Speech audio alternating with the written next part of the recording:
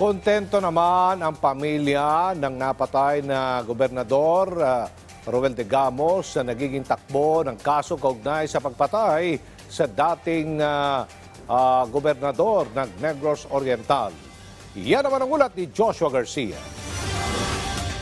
Kumpiyansa ang kampo ng prosekusyon sa De Gamos Lake case na makakamit nito ang hustisya kasabay ng pre-marking of evidence na isinagawa ngayong araw sa Manila Regional Trial Court Branch 51. Ayon kay Pamplona Negros Oriental Mayor Janice Vallega de Gamo, bagamat matagal ang usad ng kaso, masaya siya dahil may due process na nangyayari para sa katarungan na kanilang inaasam.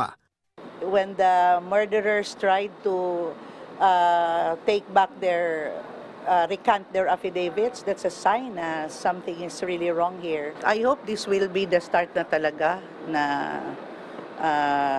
papalapit na talaga yung justice that we have been longing for Roel and the rest of the other victims who died with him.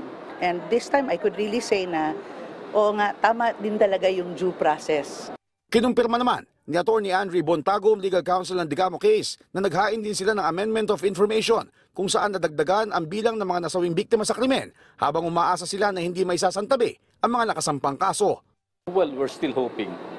We're still hoping for the very best. We believe that, of course, luck will be on the side of the mayor, hopefully. Okay, and of course, we trust in the Lord. Naghain din ng motion for reconsideration ng legal counsel ng mga akusado hinggil naman sa pagkakadismiss ng motion para ibasura ang murder case laban kay Captain Lloyd Garcia, isa sa mga akusado sa naturang krimen. Ayon kay Atty. Paris Real, posible rin anyang questionin ng kanilang kampo sakaling hindi orihinal na dokumento may kaugnayan sa mga ebidensya ang isusumite ng prosekusyon. We will cross the bridge when we finally come to it. Pero definitely, questionin ho namin yan. Kasi para sa amin, pwede mo lang i-admit kung original, genuine yung dokumento.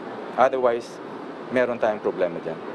Kasalukuyan naman nakabinbin ang mosyon para sa kanselasyon ng pasaporte ni dating Congressman Arnulfo Teves kung saan hinihintay na lamang rito ang desisyon ng korte. Samantala, nakatakda naman ang pagdinig sa inihaing Amendment of Information ng Prosecution sa ika-15 ng Pebrero, habang sa ika-28 naman ng Pebrero nakaschedule ang pre-trial hearing para sa De Gamos Lake case.